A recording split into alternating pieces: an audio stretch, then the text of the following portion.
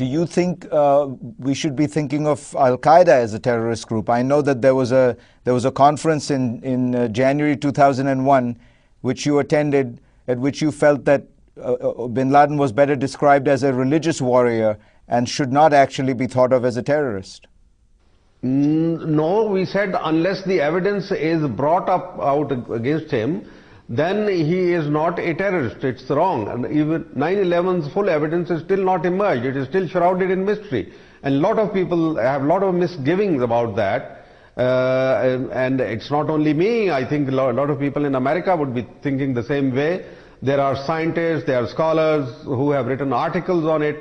So I think to dub a man as terrorist, because I heard him twice say on radio or something like that, and I think it was Osama, not only that, but Mullah Omar also said that he did not believe that Osama had carried out that act. So that is still a mystery and it needs to be resolved. Americans have still to set up a proper commission, or inquiry commission into this event. I think that's very important, and I think President-designate Obama would do well to set up an inquiry commission into this. What is your hunch as to who perpetrated the 9/11 attacks? Well, I have been on record and I said it is the Zionists with the neocons. They have done it. It was an inside job and they wanted to go on the world conquest. They were looking upon it as an opportunity window when the Muslim world was lying prostrate. Russia was nowhere in sight. China was still not an economic giant that it has turned out to be, and they thought that this was a good time to go and fill those strategic areas which are still lying without any American presence, and of course to control the energy tap of the world. Presently it is the Middle East, and in future it is going to be Central Asia. So there are many theories, and of course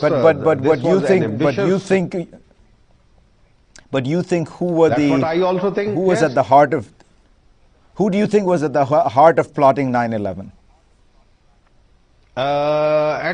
It's very difficult, really. I wouldn't point my finger at it, but I think it was planned in America, and at least one knows that it was done in Germany as far as the reports go. But I think the heart of planning was inside America, because the job was done there, but not a single person so far has been captured, caught, interrogated inside America, even though this entire episode took place there. But you said that that the people behind it were the Zionist neocon conspiracy. Do you mean by that American Jews? Do you mean Israel? No, Israel. I would not, because Jews are also divided into, not all Jews are bad. Of course, there are a lot of things common between Jews and Muslims. In fact, they are the closest to us religion-wise, because some of their scriptures are respected by us. Their prophets are our prophets. The injunctions in Torah are very much similar to injunctions in the Holy Quran.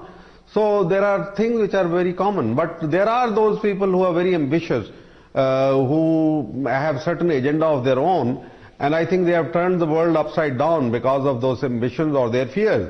So fear and ambitions are two things which have come together as far as Zionists are concerned, and they are trying to drive the policies of America, and unfortunately the American people are suffering because of that. Let me reiterate what I said at the outset. Some of General Gul's views are simply false. There is a mountain of evidence about 9/11 that refutes his assertions. But I did feel it was important to listen to his voice, a rare public opportunity to listen to somebody from the highest levels of the Pakistani military.